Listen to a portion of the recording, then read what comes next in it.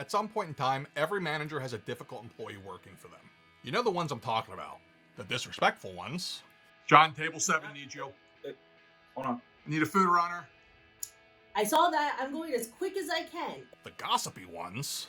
Did you see what Tammy wore to work yesterday? No wonder she can't get a guy.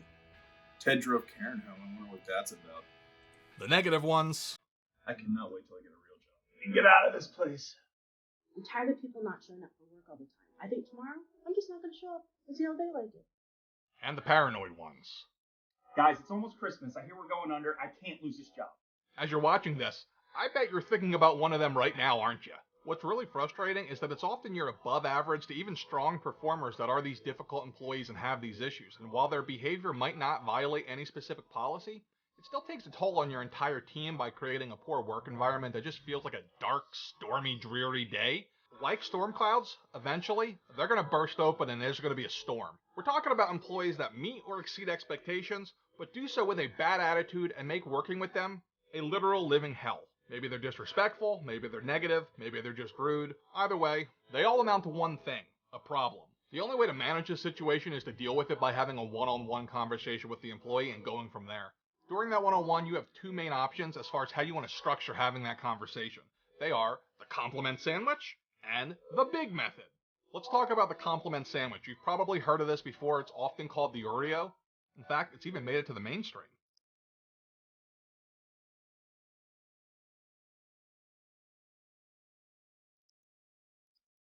Stewie basically has it right. You start off with something good, talk about the main issue, end with something good. That way you're both protecting their self-esteem and getting them kind of loosened up before you get to the meat of the conversation. For example, if you're going to have this conversation with an employee with a bad attitude, it might look something like this. Charlie, you're really good at your job. You are the best salesperson we have. There is literally nobody who has better numbers than you. That said, I really want to talk today about your negative behavior and how it's really affecting everybody in the workplace.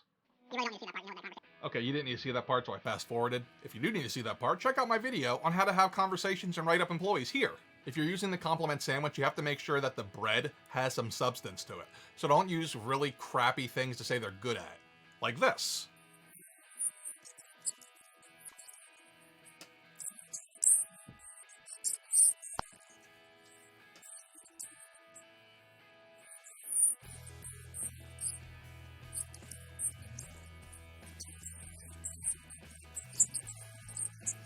See what I mean? Stewie comes off as completely insincere.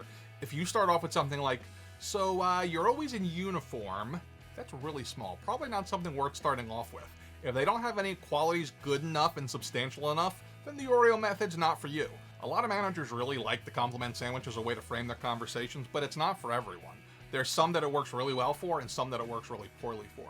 People that the Oreo method works really well for are low performers who have the will to do the job but haven't developed all the skills yet, employees with low self-confidence, or people who are difficult because of outside issues that they're bringing into work and are actually using work as their refuge. People that this does not work well with are people with bad attitudes about work and have negativity about the job. So if the behavior you're trying to correct is one that has to do with them feeling poorly about the job, this is not a good method because anything you say is going to be taken as negative.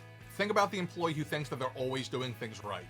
If you try to Oreo them for something serious, in their mind, they're only going to walk away from that conversation hearing the two good things, and the other thing was just something I should probably work on, but I do these two things really well, and that's all they end up hearing. That's the big problem with the Oreo. So if you take nothing else away from this video, realize that the Oreo isn't for every situation. Basically, it's just a model for how to have the conversation. B stands for behavior. Talk about the behavior. I stands for impact. Talk about the impact. And G stands for get agreement.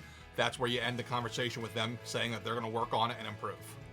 So yeah, the big method's pretty darn simple. I do have some things to remember when you're having these conversations and dealing with difficult employees. First of all, realize you can't save everyone. There's some people whose attitudes cannot be changed. In fact, at least half, I'd say. Those people are going to have to be worked out the door, and you're going to have to go through the entire disciplinary process with them. Again, I have a video about that. I'll link to it down below. My last tip is that there's a huge opportunity cost involved in not addressing a situation with an employee who's being difficult because it has an impact on everybody else on the team. Bad attitudes are contagious. They're like a tumor. Pardon the grim analogy here, but tumors are either treated or cut out. You can treat the problem, by having these conversations, or you can cut the problem out by terminating them. Obviously, with surgery comes risks, so that's the least desirable outcome. You can also treat it with therapeutics, which, again, in this weird analogy, is positivity. Positivity is also contagious, just as contagious as negativity. So if you remain positive, it's going to have an impact. Might not fix the situation, but it's going to have an impact.